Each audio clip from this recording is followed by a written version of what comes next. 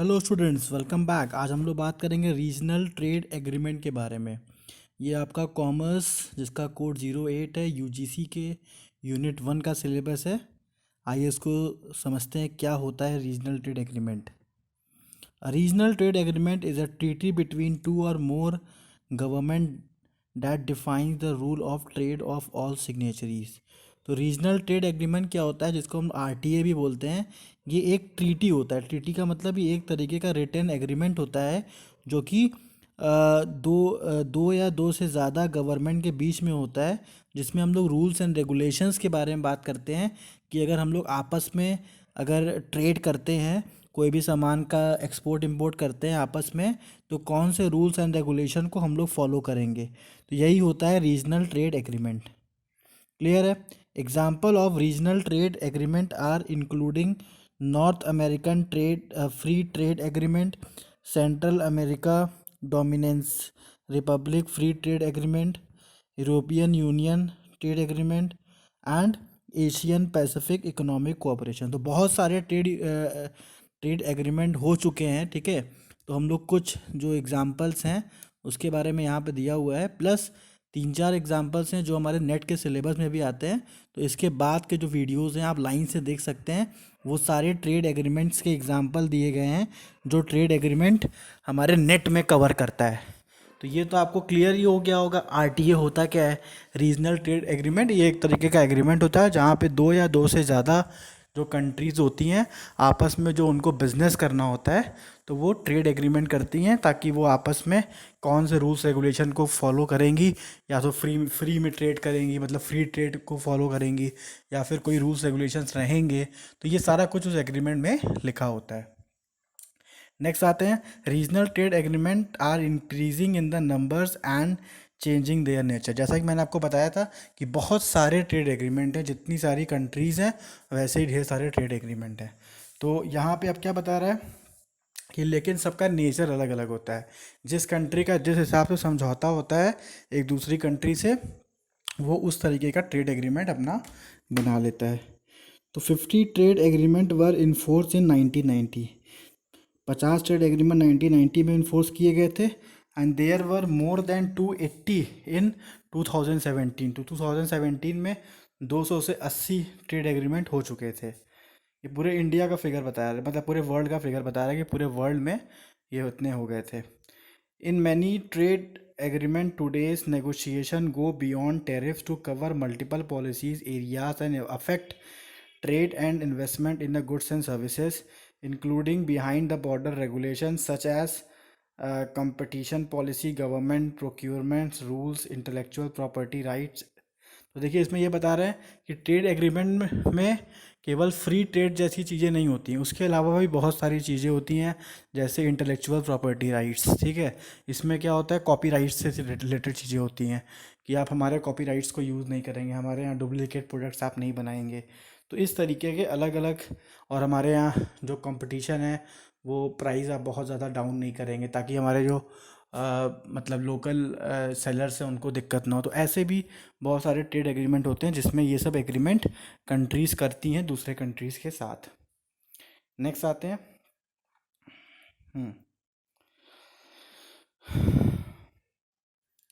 behind the border regulations such as competition policy, government procurement rules, intellectual property rights, RTAs that shows tariffs and other borders measures are shallow agreement।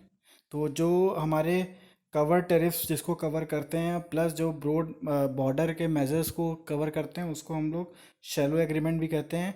ये point एकदम टिक कर लीजिएगा, ये exam में पूछ सकता है। Plus RTAs that covers a large set of policies of the border and behind the border is called deep agreement. तो एग्रीमेंट आपको दो तरीके का यहाँ पे दिख गया रीजनल ट्रेड एग्रीमेंट। एक हो गया शैलो, जहाँ पे केवल बॉर्डर्स के मेजर्स होते हैं, ठीक है, और टैरिफ को कवर करता है, बॉर्डर्स के मेजर्स और टैरिफ को कवर करता है, तो उसको हम लोग शैलो एग्रीमेंट कहते हैं। लेकिन जहाँ पे बहुत सारी चीज़ें होती हैं इन दोनों को लेके, प्लस और भी चीज़ें होती हैं बिहाइंड द बॉर्डर, बहुत सी चीज़ें अगर जहाँ पे कवर की जा रही है, तो उसको हम लोग बोलेंगे डीप एग्रीमेंट। इसको भी टिक कर लीजिएगा। नेक्स्ट आते हैं, deep agreement are important institutional infrastructure for the regional integration. They reduce trade cost and define many rules in the economic operates that which economies operate. तो जैसा कि डीप एग्रीमेंट नाम से पता चल रहा है, डीप है मतलब इसमें बहुत सारी चीज़ों को कंट्रोल मतलब कोऑर्डिनेट किया जाता है, कंट्रोल किया जाता है, और इसमें बहुत सारी चीज़ें होती हैं जो कि एक ट्रेड को अच्छा बनाने के लिए मदद करती हैं। तो डीप एग्रीमेंट को ज़्यादा अच्छा एग्रीमेंट माना जाता है, क्योंकि जो कंट्री डीप एग्रीमेंट करती है, डीप वाला ट्रेड एग्रीमेंट, उसमें वो बहुत सारे मेजर्स अपने कंट्री को ध्यान में रखते हुए, अपने मार्केट को ध्यान में रखते हुए और अपने बिजनेसमैन्स को ध्यान में रखते हुए वो इस एग्रीमेंट को करती है। They reduce the trade cost काफ़ी कम हो जाता है, and define many rules in which economics operate. If efficiency design that can improve policy cooperation across countries, thereby increasing the international trade and investment in economic growth and the social welfare. World Bank Group research finds that. अब आते हैं इसके बारे में और detail में बात करते हैं। Deep agreement boost trade, foreign investment and global value chain participate more than shallow agreement. Over average deeper agreement increase goods trade by more than 35%, service trade by 15%, and GVC integration by 10%। मतलब deep agreement को ज़्यादा अच्छा माना जाता है, उससे बहुत ज़्यादा ग्रोथ देखा गया है। तो ये कुछ डेटाज दिए गए हैं 35, 15 और 10% के, कि जहाँ जहाँ डीप एग्रीमेंट होता है तो वहाँ पे उस कंट्री पे दूसरी कंट्री का भरोसा ज़्यादा हो जाता है, और उनको लगता है कि हाँ ये बहुत सीरियस है अपने एग्रीमेंट को लेके, और वहाँ पे बिजनेस अपॉर्चुनिटीज़ ज़्यादा हैं। ठीक है, तो इसको बाकी कंट्रीज़ भी प्रेफर करती हैं डीप एग्रीमेंट को। Aspects of deep agreement are public goods. Certain provision of these agreement benefit all the trade partners and have positive welfare effect through expand the trade and improved policy environment, but their efficient design requires a balancing of interest between the different members and between the members of non members country. तो ये बता रहे हैं कि trade agreement होता है वो सारे मतलब ट्रेड पार्टनर्स को बेनिफिटेड बनाने के लिए होता है, क्योंकि यहाँ पे सबका ध्यान रखा जाता है, इसीलिए हमारा वो एग्रीमेंट शैलो से डीप एग्रीमेंट में चेंज हो जाता है।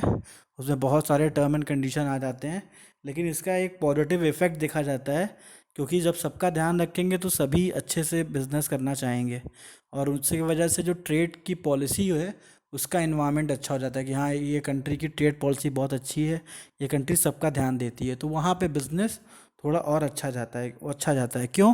क्योंकि यहाँ पे एक हम बैलेंस बना के चलते हैं लोगों के इंटरेस्ट के बीच में। तो जब बैलेंस होता है, लोगों का प्रॉफिट होता है, तो सिंपल सी बात है लोग बिजनेस करेंगे, इसीलिए डीप एग्रीमेंट को अच्छा माना जाता है। नेक्स्ट आते हैं, regional trade agreement are currently at the centre of many policy debates and are likely to shape trade and economic relation in the coming years. Some of these discuss are about the reversing or renegotiating current arrangement, as in the case of BRICS and the North. तो इसमें क्या बता रहा है, regional trade agreement बहुत important topic होता है debate का, प्लस ये इकोनॉमिक रिलेशन को बहुत अच्छा बनाता है, और ज़्यादा से ज़्यादा कंट्रियाँ चाहती हैं कि वो रीजनल ट्रेड एग्रीमेंट करें और अपने बिजनेस का ग्रोथ करें। American free trade agreement in many other cases over involving developing countries, new trade agreement have been concluded or are being negotiated, including the comprehensive and the progressive agreement. तो जितनी भी developing countries हैं उनको भी regional trade agreement में लाया जाता है, ताकि उनका भी डेवलपमेंट हो, और इसमें अच्छे खासे नेगोशिएशंस भी होते हैं। आप चाहें तो चेंज भी करा सकते हैं, हर एक कंट्री अपने टर्म एंड कंडीशन रखती है, और उसको माना भी जाता है ताकि सब लोग फ्री और सब लोग अच्छे से बिजनेस कर सकें। The regional comprehensive economic partnership between the association of southern Asian nation countries and 6 other major trade agreement and the continental free trade agreement in Africa। तो ये बता रहे हैं कि इतने अलग अलग ट्रेड एग्रीमेंट हो चुके हैं जिसमें बहुत सारी कंट्रीज़ पार्टिसिपेट करती हैं, और जिससे देखिए ट्रेड एग्रीमेंट से कहीं ना कहीं कंट्रीज़ का फ़ायदा होता है, इकोनॉमिक फ़ायदा बहुत होता है। तो कंट्री हमेशा चाहती है एक अच्छा trade agreement, regional trade agreement एक दूसरी कंट्री से हो जाए. Working with the partners such as WTO and the OECD, the World Bank Group informs and support client countries that are seeking to sign a deepen regional trade agreement. Specifically WBG work includes. तो इसमें क्या बता रहा है कि world bank group जो है और वर्ल्ड ट्रेड ऑर्गेनाइजेशन और OECD, ये सारे लोग उन कंट्रीज़ को वेलकम करते हैं, वो उन क्लाइंट्स को वेलकम करते हैं जो रीजनल ट्रेड और जो कि डीपर ट्रेड एग्रीमेंट को साइन करना चाहते हैं, क्योंकि उससे क्या होता है, आपस में ट्रेड बढ़ता है. तो ये लोग भी प्रमोट करते हैं कि लोग रीजनल ट्रेड एग्रीमेंट करें और अच्छे ट्रेड एग्रीमेंट करें, ताकि जितना ज़्यादा कॉन्सेप्ट क्लियर रहेगा उतना ज़्यादा लोग अपना ट्रेड करते रहेंगे. तो क्या क्या चीज़ें इंक्लूड होती हैं वर्ल्ड बैंक ग्रुप के ट्रेड वर्क में? Data indicators on the content and the depth of the regional trade agreement. तो वर्ल्ड बैंक ग्रुप क्या करता है, सबसे पहला डेटा को इंडिकेट करता है, कंटेंट्स को बताता है कि क्या क्या चीज़ें इसमें रीजनल ट्रेड एग्रीमेंट में है. उसके बाद एनालिसिस करता है on the impact of the efficient design of the regional trade agreement, कि रीजनल ट्रेड एग्रीमेंट को सही तरीके से डिज़ाइन किया गया है कि नहीं किया गया है. Advisory service inform and design of the regional trade agreement to strengthen the capacity, और उसमें एडवाइस भी देता है कि अगर कुछ चेंजेस की ज़रूरत है ताकि ट्रेड एग्रीमेंट और अच्छा हो जाए. ये सब वर्क है जो कि वर्ल्ड बैंक ग्रुप करता है रीजनल ट्रेड एग्रीमेंट को बढ़ावा देने के लिए. थैंक यू स्टूडेंट्स, हमारे चैनल को प्लीज़ सब्सक्राइब करिए और प्लस अपने जो भी फ्रेंड्स जो नेट की तैयारी कर रहे हैं उनको भी शेयर करिए. Thank you.